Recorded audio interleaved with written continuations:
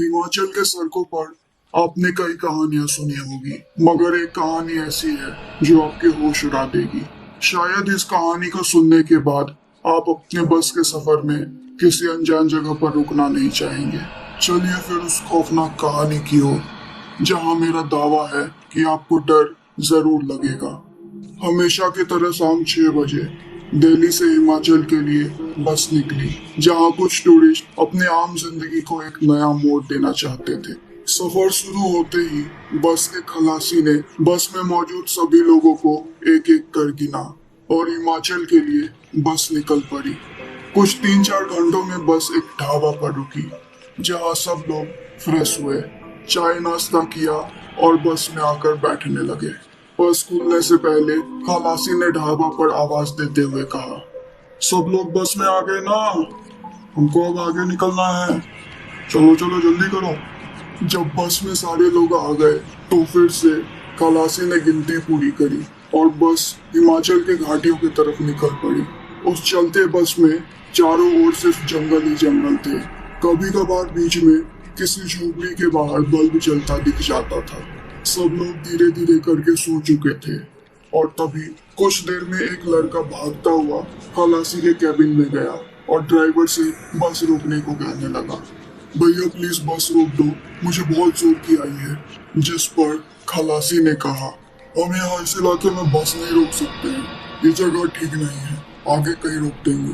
मगर वो लड़का जिद करने लगा, भैया रोक दो प्लीज, वरना यही हो जाएगा प्लीज। ड्राइवर और खलासी बड़े अजीब तरह से एक दूसरे का मुंह देखने लगे। भैया क्या हुआ, जल्दी आ जाऊंगा प्लीज रोको। ड्राइवर ने बस को साइड में रोक दिया। रोड के दोनों साइड में बस जंगल और बड़े बड़े डरावने से दिखने वाले पेड़ थे। वो लड़का फौरन बस से उतर गया और बस के पीछे हल्का होने के लिए चला गया। जल्दी करना, ये सही जगह नहीं है। खलासी पीछे से आवाज दे ही रहा था कि तभी उस लड़के के पीछे पीछे 2-3 लोग और उतर गए।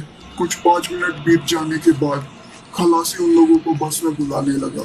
सब लोग एक एक करके बस में आ गए, लेकिन उसी वक्त खलासी ने ड्राइवर से कहा, यार ये नीचे तो 4 लोग उतरे थे, मगर अभी ये 5 लोग बस में चढ़े हैं, ऐसा कैसे हो सकता है?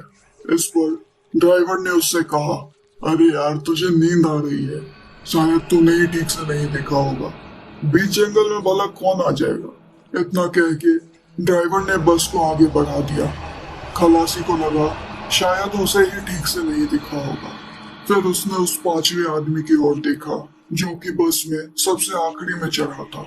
वो आदमी बस के सबसे पिछले सीट के बीचों बीच जाकर बैठ गया। खलासी बार बार उसके तरफ देखे जा रहा था। फिर ड्राइवर उससे कुछ बातें करने लगा, जिस पर उसका ध्यान उस आदमी से हट गया। कुछ 5-10 मिनट के बाद खलासी की नजर फिर से उसी आदमी पर गई जहां सब लोग बस में सो रहे थे। वो आदमी एक ही पोजीशन में पत्थर की तरह बैठा था। जब कभी बस में जर्किंग होती तभी वो आदमी थोड़ा हिल जाता था। खलासी को लगा कोई अजीब आदमी होगा, जाने दो। उसको नजरअंदाज करके वो चुपचाप अपनी जगह पर बैठ गया। लेकिन थोड़ी देर बाद फिर से उसने उस आदमी की ओर देखा जो कि अब खलासी को घूरे जा रहा था। वो आदमी अब खलासी को चुभने सा लगा था। उसने सोचा इससे इसकी टिकट मांगता हूँ। इससे पहले खलासी अपनी जगह से उठ के उस आदमी के पास जाता, बस अपने आप रुक गई। ड्राइवर बस को बार बार स्टार्ट करना चाहता था पर वो स्टार्ट नहीं हुई। इतने में खलासी और ड्राइवर बस के इंजन की तरफ गए। बोनट खोलते ही उसमें से धुआं आने लगा। खलासी ने बस में पानी डाला पर दोबारा कोशिश करने के बाद भी बस स्टार्ट नहीं हुआ। कुछ 15-20 मिनट से वो लोग बस को ठीक करने के पीछे लगे थे पर इसका कोई फायदा नजर नहीं आ रहा था। बस में लगभग अब सब लोग उठ चुके थे और काफी परेशान थे कि बीच जंगल में न जाने कौन उनकी मदद करेगा। क्या पता उनके बस पर कोई जानवर हमला कर दे। सब लोग परेशान थे। इसी बीच वो आदमी जिसको खलासी बार बार देखे जा रहा था वो सबके सामने आया और कहने लगा, मेरा घर यही पास में है, मैं वहीं जा रहा हूँ, अगर किसी को मेरे साथ आना है तो वो आ जाए। सुबह दूसरी सवारी से चले जाना, इस बीच जंगल में न जाने कौन सी मुसीबत आ जाए। उस आदमी की बात सुनने के बाद कुछ लोग उसके साथ जाने के लिए सहमत हो गए और तभी खलासी उस आदमी पर जोर जोर से चिल्लाने लगा, अगर तुम्हारा घर इतना पास में है तो इस बस में क्यों है? मेरे सवारियों को कहीं ले जाने की जरूरत नहीं है, तुमको जहाँ जाना है जाओ। उस आदमी ने खलासी के बात को नजरअंदाज कर दिया और फिर से कहने लगा, मैं जा रहा हूँ, किसी को चलना है? इतना कह के वो आदमी बस से उतरने लगा। इसी बीच कुछ लोग उसके साथ उतर गए। उसी बस में 6 लोगों का एक ग्रुप भी जा रहा था। वो सारे दोस्त थे और हिमाचल घूमने के लिए आए थे। उनमें से एक लड़का राज अपने फैमिली के साथ पहले भी कई बार हिमाचल जा चुका था। वो जानता था कि ये जंगल सही नहीं है और आए दिन यहाँ कुछ ना कुछ अजीबोगरीब घटनाएं घटते रहती हैं। वो अपने दोस्तों को उस आदमी के साथ जाने से रोकने लगा, मगर वो सब राज को डरपोक बुलाने लगे और बस से उतर गए। राज के परिवार के साथ 11 साल पहले इन्हीं जंगलों में एक घटना घटी थी जिसमें सबकी जान मुश्किल से बची थी। वो ना चाहते हुए भी अपने दोस्तों के साथ चला गया। जंगलों से होते हुए वो लोग आगे जा रहे थे। वहाँ उस बीहड़ जंगल में ना तो कोई घर था ना लोग थे, पर कुछ 15 मिनट चलते चलते उन लोगों ने एक झोपड़ी देखी जहाँ एक लैंप जल रहा था। राज को वो सब अजीब लग रहा था कि ऐसे जंगल के बीच में भला कोई घर बना के कैसे रह सकता है। वो अपने दोस्तों को अब भी वापस लौट जाने को कह रहा था, पर किसी ने उसकी एक ना सुनी। उस आदमी ने उस घर का दरवाजा ढकढकाया जिस पर एक 13-14 साल की छोटी सी बच्ची ने गेट खोला।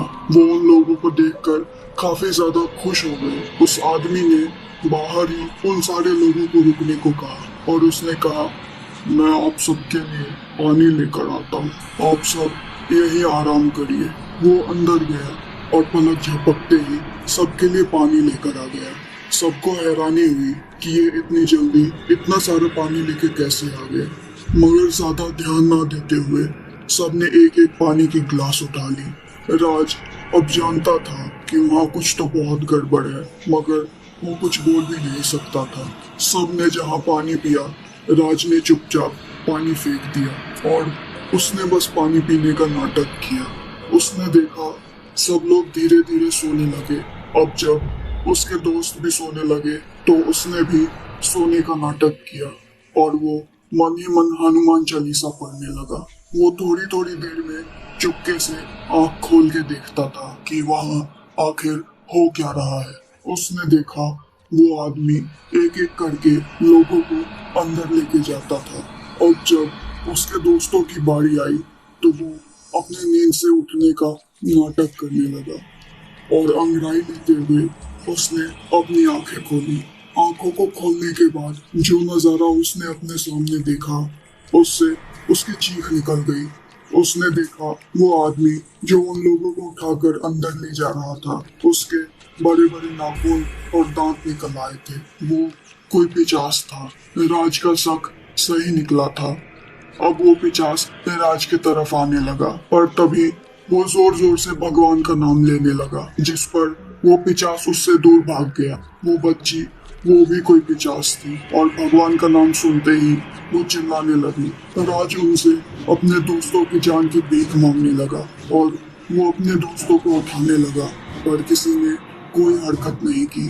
तभी राज को अपनी माँ की कही एक बात याद आई। वो अपने जगह से उठा और भगवान का नाम लेते लेते जंगल से जाने लगा। उसकी माँ ने कहा था, कुछ भी हो जाए ऐसे चीजों को पीछे पलट कर नहीं देखना चाहिए। राज बहुत डरा हुआ था। जंगल में चलते हुए वो किसी तरह रोड तक पहुंचा जहां उसने बस को खड़े देखा। वो भागकर बस में गया और उसने बस में मौजूद सभी लोगों को उस पिशाच के बारे में बताया। सब लोग बहुत डर गए थे। खलासी और ड्राइवर जानते थे कि वो क्या था। उन लोगों ने उस वक्त जैसे तैसे आग का इंतजाम किया और उन्होंने बस में मौजूद लोगों को कहा, हमें चलकर उन लोगों की मदद करनी चाहिए, उन सबको बचाना होगा। मैं गारंटी देता हूँ किसी को कुछ भी नहीं होगा, हम सब साथ रहेंगे तो ही बच पाएंगे। सब लोग राज के साथ उस झोपड़ी की तरफ निकल पड़े। खलासी और ड्राइवर कुछ मंत्र पढ़ रहे थे। जब वो लोग उस जगह पर पहुंचे, उन्हें वहां कोई भी झोपड़ी नहीं दिखा, पर वो लोग वहीं बेहोश पड़े दिखे। किसी के शरीर से खून बह रहा था, किसी के शरीर का कोई हिस्सा कटा हुआ था। ऐसा लग रहा था जैसे वो पिशाच कोई आदमखोर हो। राज ने अपने दोस्तों को देखा। उन लोगों को कुछ भी नहीं हुआ था, पर वो लोग अब भी बेहोश ही थे। फिर बस के सारे पैसेंजर्स ने वहां मौजूद लोगों को जैसे तैसे उठाया और सब वापस बस में आए। उनमें से कुछ लोगों की मौत हो चुकी थी। इस बार जब ड्राइवर ने बस स्टार्ट किया तो वो स्टार्ट हो गई। सबको दिल्ली वापस ले जाया गया और उन सबको हॉस्पिटल में एडमिट किया गया। राज के सूझबूझ से उस दिन उसके दोस्तों की जान बच गई।